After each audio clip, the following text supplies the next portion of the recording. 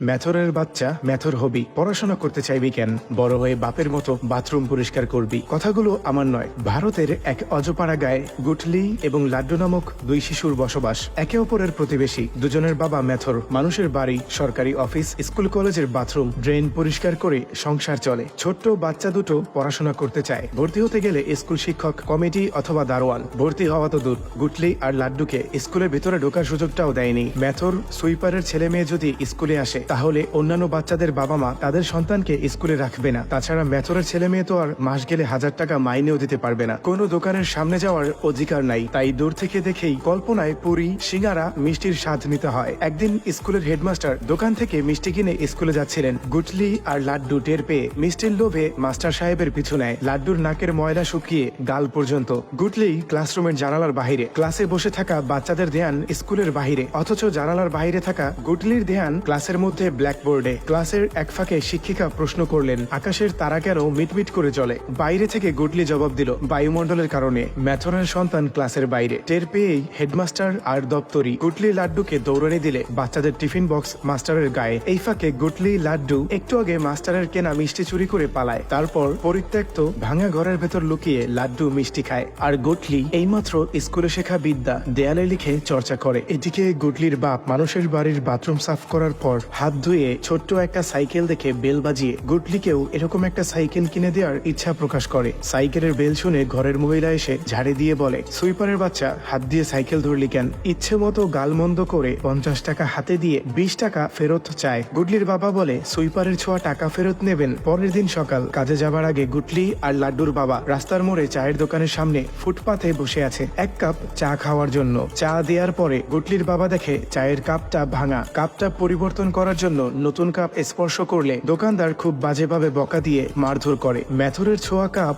এই দোকানে, তাহলে কি আর এখানে কেউ আসবে? গ্রামের নেতা, রাজনৈতিক সভাপতি স্কুলে ভাষণ দিচ্ছে, শিক্ষা সবার অধিকার। তখনই গুটলি প্রশ্ন করে, তাইলে আমার এই স্কুলে ভর্তি নেন না কে? সভাপতি সাহেব সবার সামনে হেডমাস্টারকে ধমক দিয়ে যত দ্রুত সম্ভব ভর্তি করে নিতে বলে। কিন্তু যখন জানতে পারে ও ম্যাথরের সন্তান, তখন ঘৃণায় নিজের হাত ধুয়ে নেয়। এই ঘটনার পর হেডমাস্টার গুটলির মায়ের কাছে নালিশ করে তার ছেলে যেন স্কুলের ধারে কাছে আর কখনো না যায়। বাড়ির সামনে হেডমাস্টার ভদ্রতার খাতিরে গুটলির মা মাস্টারের জন্য পানি আনতে ঘরে গেলে হেডমাস্টার আর দপ্তরি দ্রুত পালিয়ে আসে। হিসেবটা সহজ, যাদের স্পর্শ করলে হাত ধুইতে হয় তাদের খাওয়া গ্লাসে কেমনে পানি খাবে? আজ গুটলির বাবা সরকারি অফিসে বাথরুম সাফ করার কাজ পেয়েছে। বড় অফিসার চেহারায় মারের দাগ দেখে কারণ জানতে চায়। গুটলির বাবা কিছু না বললেও লাড্ডুর বাবা স্যারের কাছে চায়ের দোকানের ঘটনা খুলে বলে। পরক্ষণে বড় সাহেব অফিসে স্যারদের চায়ের কাপে গুটলির বাবাকে চা খেতে দেয়। তাই গুটলির বাবা ইচ্ছা না থাকা সত্ত্বেও ভয়ে ভয়ে চায়ের কাপে মুখ দেয়। বড় সাহেব বিষয়টা বুঝতে পেরে সবাইকে অবাক করে গুটলির বাবার কাঁধে ভরসার হাত রেখে বলেন,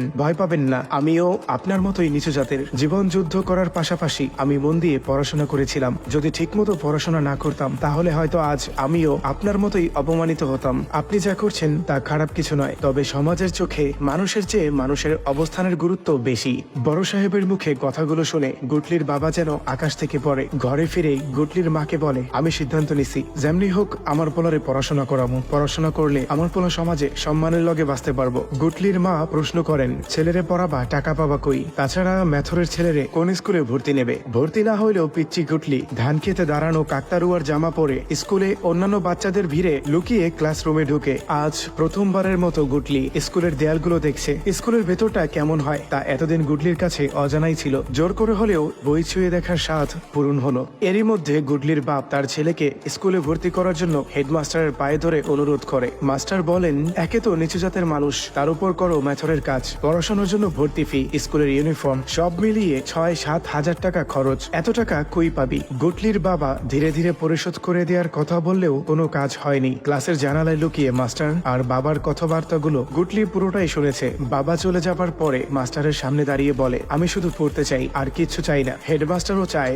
গুটলির মতো নিচু জাতের ছেলে মেয়েরা পড়াশোনা করুক। সমাজের নিয়ম নীতি, স্কুল কমিটি, এলাকার পাতি নেতা, এদের নিয়মের বেড়াজালে নিরুপায় হেডমাস্টার যেন হাত পা অদৃশ্য সেগলে বাঁধা। লাড্ডুর বাবা একটু বেশি বাস্তববাদী। গুটলির বাবার মতো আকাশ কুসুম না ভেবে কিছু বাড়তি ইনকামের আশায় ছেলে লাড্ডুকে নিজের সাথে ময়লা ড্রেন পরিষ্কার করতে নিয়ে আসে। গুটলিও তাদের পাশে বসে সবার কাজ দেখে। হঠাৎ স্কুলের ছেলেমেয়েরা বিভিন্ন ধরনের রং বেরঙের ড্রেস পরে পাশ দিয়ে যাচ্ছিল। ব্যাস, গুটলিও তাদের পেছনে। স্কুলে আজ শান্তি সাংস্কৃতিক অনুষ্ঠান, তাই বিদ্যালয় পর্যবেক্ষণে শিক্ষা মন্ত্রণালয়ের 4-5 জন ভিজিটিং অফিসার এসেছেন। বরাবরের মতো আজকেও স্কুলের বাচ্চারা সুইপারের ছেলে গুটলিকে ভেতরে ঢুকতে দেয়নি, কিন্তু গুটলি সবার চোখ ফাঁকি দিয়ে সরাসরি স্টেজে উপস্থিত, সবার উদ্দেশ্যে প্রশ্ন ছুড়ে দেয়, সুইপারের ছেলে তো কি হয়েছে, আমার কেন স্কুলে ঢুকতে দেন না? আপনাকে মতো আমিও পড়তে চাই, আমি জানতে চাই আকাশে তারা কেমনে জ্বলে। ভিজিটিং অফিসার গুটলির কথাগুলো মন দিয়ে শুনছিলেন, তবে মনের মধ্যে জমানো রাগ, ক্ষোভ, আক্ষেপ নিয়ে বলা কথাগুলো গুটলির কোনো কাজে আসেনি। এতক্ষণ যেমন খুশি তেমন সাজো প্রতিযোগিতা চলছিল। ভিজিটিং অফিসার ভেবেছেন এটা হয়তো অভিনয়ের অংশ,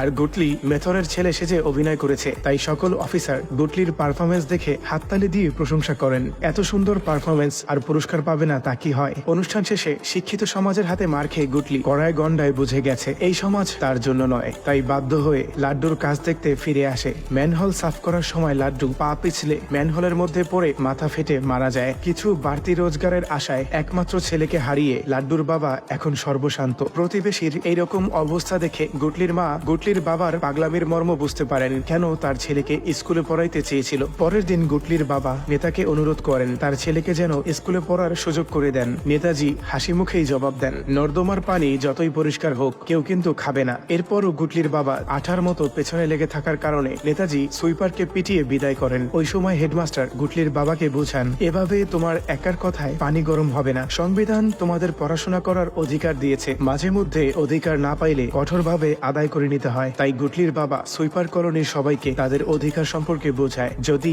এখন কেউ প্রতিবাদ না করেন তাহলে আপনাদের ছেলে মেয়েরাও বড় হয়ে সুইপারই হবে। ফলাফল হিতে বিপরীত, মানুষ সচেতন হবার বদলে উল্টো গুটলির বাবাকে আঘাত করে। এমন অবস্থায় লাড্ডুর বাবা অধিকারের পক্ষে দাঁড়ান। লাড্ডুর বাবা চান না তার ছেলের মতো আর কেউ অকালে ঝরে পড়ুক। পরের দিন পুরো সুইপার কলোনি একত্রিত হয়ে শিক্ষা অফিসারের গাড়ি আটকে তাদের বাচ্চারা কেন স্কুলে পড়তে পারবে না সেই বিষয়ে জানতে চায়। বিষয়টা আন্দাজ করতে পেরে শিক্ষা অফিসার রাগান্বিত হয়ে স্কুল কমিটির সভাপতিকে ঝাড়ি দেন। প্রথম দিকে সবকিছু স্বাভাবিক থাকলেও সভাপতির হাত উপর মহলের উচ্চ পর্যায়ে, সহজেই পরিস্থিতি বদলে যায়। হায়ার অথরিটির পাল্টা ধমকিতে শিক্ষা অফিসার চুপচাপ স্কুল থেকে চলে যান। পরের দিন গুটলি স্কুলে আসে ঠিকই, তবে বাথরুম সাফ করতে। এই দৃশ্য দেখে হেডমাস্টার বুঝে যায় যে দেশে নেতার নীতি নাই সে দেশে অধিকারের কথা বলা বিলাসিতা। গুটলির বাবাকে শিক্ষার অধিকারের স্বপ্ন দেখানোর জন্য হেডমাস্টারের মাথা নিচু হলেও মাথায় আসা চিন্তাগুলো এখনো দমে যায়নি। সারা রাত ভেবেছেন কিভাবে গুটলির মতো বাচ্চাদের পড়াশোনার প্রাপ্য অধিকার নিশ্চিত করা যায়।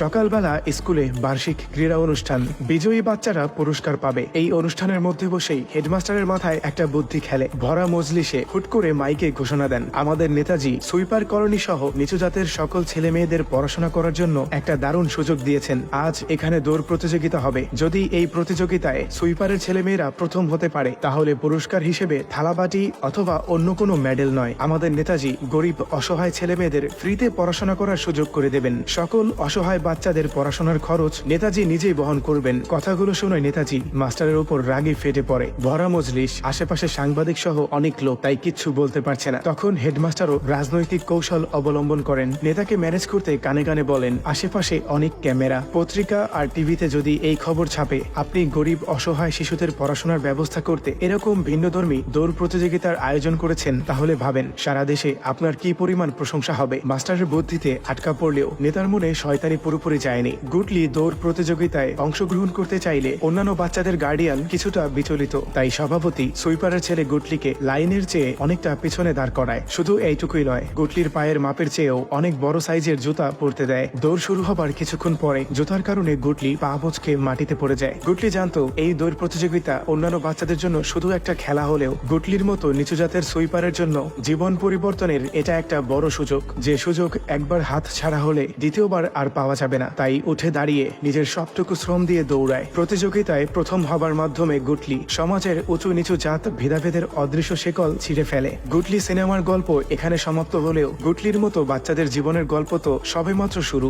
একটু খেয়াল করলেই বুঝতে পারবেন এটা একটা শিক্ষণীয় গল্প ছিল, কিভাবে মারামারি আর বিনা রক্তপাতে নিজের অধিকার আদায় করতে হয় হেডমাস্টার তা কৌশলে দেখিয়ে দিয়েছেন। তাই সোজা পথে কাজ না হলে মাঝে মধ্যে কৌশল অবলম্বন করাই ভালো, এতে করে ঝামেলাও মিটে যায় আর কারোর সাথে শত্রুতাও হয় না। কিন্তু কোন অবস্থায় কি করলে পরিস্থিতি নিয়ন্ত্রণে থাকবে তা বুঝতে হলে প্রয়োজন শিক্ষার আলো। শুধু বিদ্যালয়, মাদ্রাসা অথবা কোচিং এর উপর দায়িত্ব ছেড়ে দিলে হবে না, খেয়াল রাখতে হবে আপনার সন্তানের সুশিক্ষা নিশ্চিত হচ্ছে কিনা। পাশাপাশি ধর্মীয় নীতি আদর্শ শেখান, যেন পথভ্রষ্ট নেতাদের মতো নীতিহীন সমাজ গড়ে না ওঠে। মগু বরিশাইল্লা ভাষায় একটা কথা আছে, এখনকার পোলাপানের পাশ আছে দিক নাই। কথাটার অর্থ পাশ করে সার্টিফিকেট পাই ঠিকই, কিন্তু শিক্ষার প্রকৃত উদ্দেশ্য বা সুশিক্ষার আলো দুইটার একটাও এখনকার বাচ্চাদের মধ্যে তেমন একটা লক্ষ্য করা যায় না। বর্তমান সমাজের শিক্ষা ব্যবস্থা সম্পর্কে আপনার মতামত কি কমেন্ট করে জানাতে পারেন। ভিডিওটা ভালো লাগলে লাইক করুন, শেয়ার করুন বন্ধুদের সাথে, আর নিয়মিত ভিডিও পেতে চাইলে সাবস্ক্রাইব করে পাশে থাকুন।